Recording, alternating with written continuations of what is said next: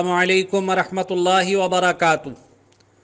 آج کی صبح کا آغاز حصول برکت کے لیے قرآن مجید فرقان حمید کی سورہ الانفطار کی آیت نمبر 10 تا 19 بمائے ترجمائے کنز الایمان مع دعا۔ اعوذ باللہ من الشیطان الرجیم، بسم اللہ الرحمن الرحیم۔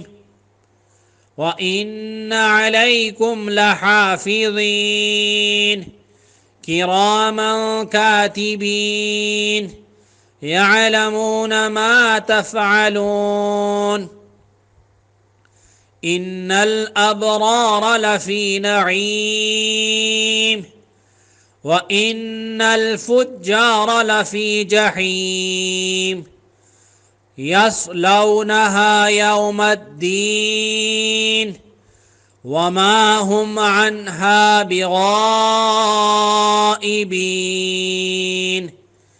وَمَا أَدْرَاكَ مَا يَوْمُ الدِّينِ ثُمَّ مَا أَدْرَاكَ مَا يَوْمُ الدِّينِ يوم لا تملك نفس لنفس شيئا والأمر يومئذ لله۔ بسم اللہ الرحمن الرحیم، اللہ کے نام سے شروع جو نہایت مہربان رحم والا۔ اور بے شک تم پر کچھ نگہبان ہیں معزز لکھنے والے کہ جانتے ہیں جو کچھ تم کرو۔ بے شک نیکوکار ضرور چین میں ہیں اور بے شک بدکار ضرور دوزخ میں ہیں۔ انصاف کے دن اس میں جائیں گے اور اس سے کہیں چھپ نہ سکیں گے۔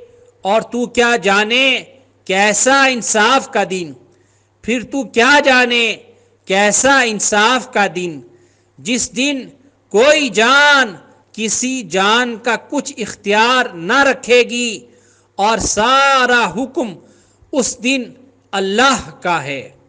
اللہ سبحانہ و تعالیٰ کی بارگاہ میں دعا ہے کہ اللہ تبارک و تعالیٰ ہم سب کو قرآن مجید فرقان حمید کو صحیح معنوں میں پڑھنے، سمجھنے، اس پر عمل پیرا ہوتے ہوئے اپنی زندگیوں کو بسر کرنے کی توفیق عطا فرمائے، آمین یا رب العالمین۔ اے پاک پروردگار، ہم کمزور اور خطا کار ہیں، ہم تیری رحمت کے طلبگار ہیں، ہمارے دانستہ اور نادانستہ گناہ معاف فرما، ہمیں تمام مشکلات اور آفات سے محفوظ رکھ، ہمارے رزق اور عمر میں برکتیں عطا فرما، ہمارے دلوں کو ہدایت کے نور سے بھر دے۔